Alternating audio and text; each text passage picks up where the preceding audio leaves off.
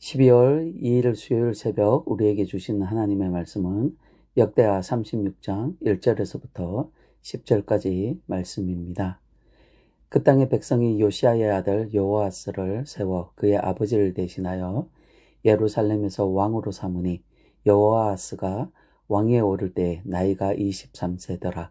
그가 예루살렘에서 다스린 지 석 달에 애굽 왕이 예루살렘에서 그의 왕위를 폐하고 또 그 나라에 100달란트와 금 1달란트를 벌금으로 내게 하며 애굽 왕 느고가 또 그의 형제 엘리야김을 세워 유다와 예루살렘 왕으로 삼고 그의 이름을 고쳐 여호야김이라 하고 그의 형제 여호아스를 애굽으로 잡아갔더라. 여호야김이 왕위에 오를 때 나이가 25세라.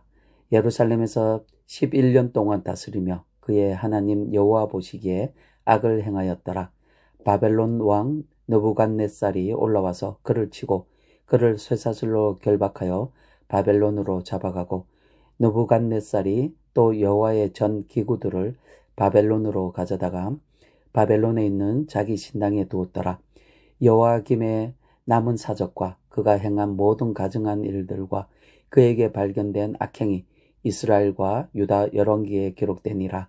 그의 아들 여호야긴이 대신하여 왕이 되니라. 여호야긴이 왕위에 오를 때에 나이가 8세라. 예루살렘에서 석 달 열흘 동안 다스리며 여호와 보시기에 악을 행하였더라. 그의 해에 느부갓네살 왕이 사람을 보내어 여호야긴을 바벨론으로 잡아가고 여호와의 전에 귀한 그릇들도 함께 가져가고 그의 숙부 시드기야를 세워 유다와 예루살렘 왕으로 삼았더라. 아멘. 어제 앞장에서 유다의 요시야 왕은 애굽의 느고 왕에 대한 적대감 때문에 그가 전한 하나님의 명령을 믿지 않았습니다. 전쟁에 참전하지 말라는 명령을 거역하고 변장해서 참전을 하게 됩니다. 애굽 왕 느고에 대한 지나친 적대감 때문에 하나님의 뜻을 생각할 수가 없었던 것 같습니다. 그래서 아합 왕처럼 하나님의 경고를 받았으나 이를 무시하고 변장해서 전쟁터에 나갔다가 결국 전사를 하게 되는 불운의 왕이 되어지고 맙니다. 결국 요시야는 애굽 왕의 말이 하나님의 명령인 줄 알고도 고의적으로 거역했던 것입니다. 자기의 지나친 생각, 치우친 감정 또는 버릴 수 없었던 선입견이 이렇게 자기 목숨을 단축할 수밖에 없었던 것을 역사적으로 기억하고 있는 것입니다. 저와 여러분 어떻습니까? 하나님의 말씀은 분명한데 내 감정이, 내 생각이, 내 선입견이 가로막아서 하나님의 뜻을 거스를 때는 있지 않습니까? 이러므로 말미암아서 개인적으로 큰 불운을 당할 수밖에 없었던 것입니다. 이 이후에 세 명의 왕이 적이 되어지는데 어떤 왕은 3달 만에 통치를 끝내고 쇠사슬 포로로 끌려가기도 하고 일찍이 죽고 일찍이 망하는 모습들을 계속 보게 되어집니다. 이것은 우리에게 무엇을 의미하냐 그러면 영적 자산을 세우기는 어려워도 까먹는 것은 순식간에 다 잃어버린다는 것을 우리에게 교훈하고 있습니다. 요시야 왕의 말년에 좋지 못했던 조그마한 실책 때문에 마지막 남긴 영적 유산이 좋지 못했습니다.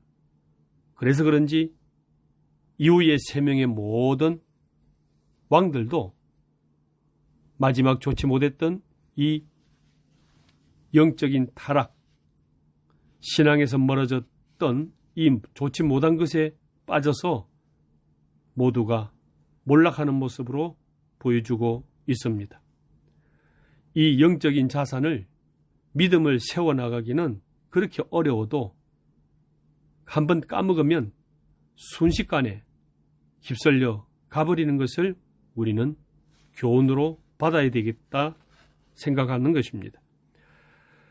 요시야 왕이 죽자 아들 요호 아하스가 23살에 즉위를 하고 3달 만에 폐위를 당합니다. 그리고 애굽의 포로로 끌려 가버립니다. 그랬더니만 형제 여호야김이 25세에 즉위를 해서 11년을 통치하는데 악행만 행하고 친애굽 정책으로 하나님을 신뢰하지 않습니다. 그러므로 말미암아서 결과는 6절에 보시면 바벨론 왕 느부갓네살이 올라와서 그를 치고 그를 쇠사슬로 결박하여 바벨론으로 잡아갔다 기록하고 있습니다.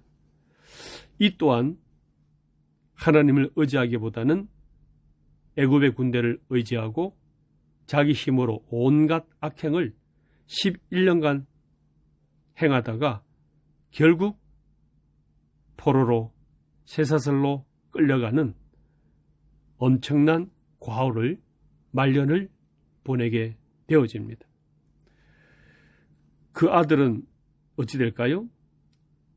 여호야긴이 8세에 즉위하는데 어떻게 살았는지 한번 보겠습니다. 9절에 보시면 여호야긴이 왕위에 오를 때에 나이가 8세라 예루살렘에서 10달 열흘 동안 다스리며 여호와 보시기에 악을 행하였더라 기록합니다.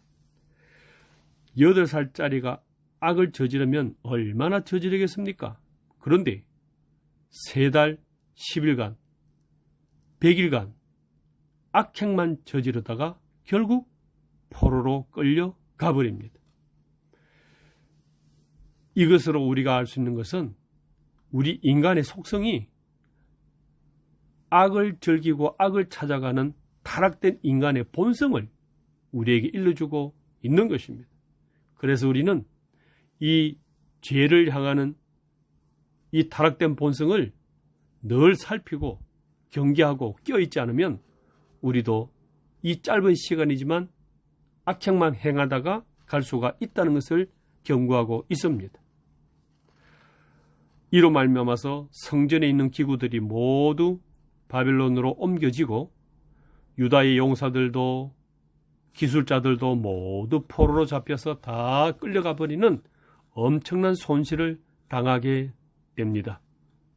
이것은 우리에게 어떤 교훈을 주냐면 영적 유산을 가볍게 여기면 국가적 유산도 한순간에 다 파산이 된다는 것을 우리에게 말씀하고 있습니다.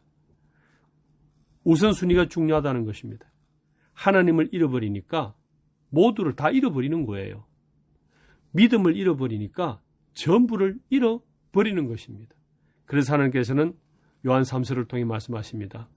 내 영혼이 잘된과 같이 범사가 잘되고 내가 형통하기를 간구하노라 말씀하고 있습니다. 그렇습니다.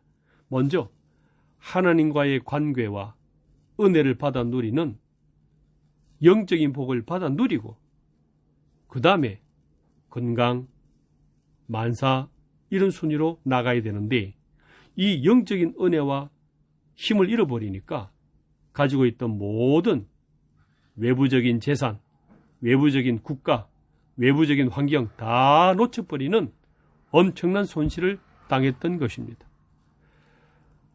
저와 여러분이 오늘 이 아침에 준비하고 예배할 것은 이 하나님의 은혜입니다. 그래서 하나님이 우리 가운데 말씀을 주시고 우리는 그 말씀을 따라 순종해서 하나님이 형통한 길을 인도하실 때마다 잘 따라 순종함으로 말미암아서 나머지 모든 주어진 하나님의 선물들도 받아 누리시고 베풀고 나누어 줄 수 있는 영적인 부자가 되는 귀한 하루가 되시기를 주의 이름으로 축복합니다.